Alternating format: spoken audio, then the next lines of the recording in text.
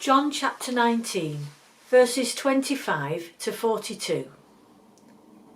Near the cross of Jesus stood his mother's sister, Mary the wife of Clopas, and Mary Magdalene. When Jesus saw his mother there, and the disciple whom he loved standing nearby, he said to her, "Woman, here is your son."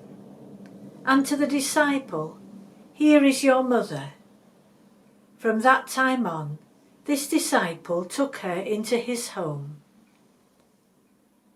Later, knowing that everything had now been finished, and so that Scripture would be fulfilled, Jesus said, "I am thirsty." A jar of wine vinegar was there, so they soaked a sponge in it, put the sponge on a stalk of the hyssop plant, and lifted it to Jesus' lips. When he had received the drink, Jesus said, "It is finished." With that he bowed his head and gave up his spirit.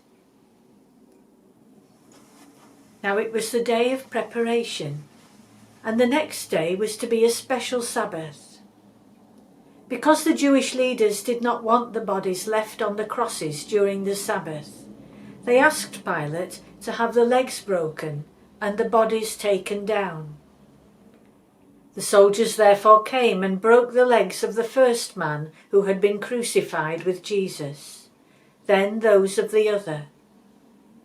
But when they came to Jesus and found that he was already dead, they did not break his legs.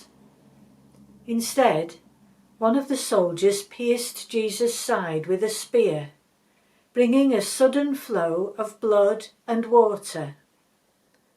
The man who saw it has given testimony, and his testimony is true. He knows that he tells the truth, and he testifies, so that you also may believe. These things happened so that the Scripture would be fulfilled. Not one of his bones will be broken. And, as another Scripture says, they will look on the one they have pierced. Later, Joseph of Arimathea asked Pilate for the body of Jesus. Now Joseph was a disciple of Jesus, but secretly, because he feared the Jewish leaders. With Pilate's permission, he came and took the body away. He was accompanied by Nicodemus, the man who earlier had visited Jesus at night. Nicodemus brought a mixture of myrrh and aloes, about 75 pounds. Taking Jesus' body, the two of them wrapped it with the spices in strips of linen. This was in accordance with Jewish burial customs. At the place where Jesus was crucified, there was a garden, and in the garden a new tomb, in which no one had ever been laid. Because it was the Jewish day of preparation, and since the tomb was nearby, they laid Jesus there.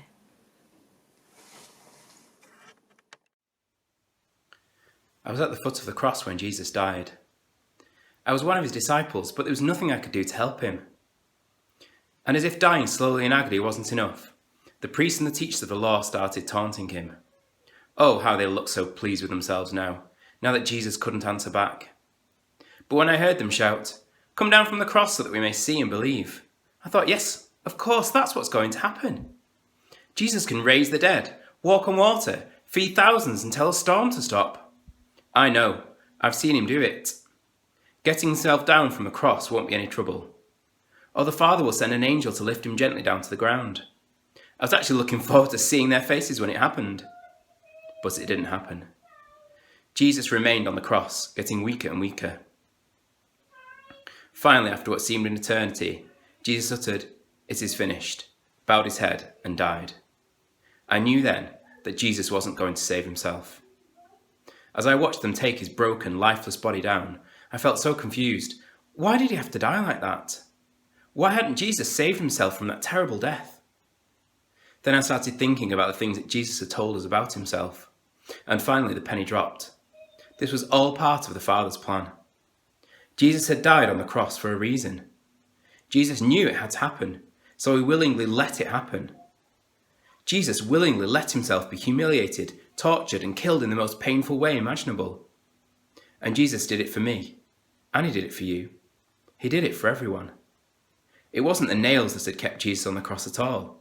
It was his love for us, every single one of us.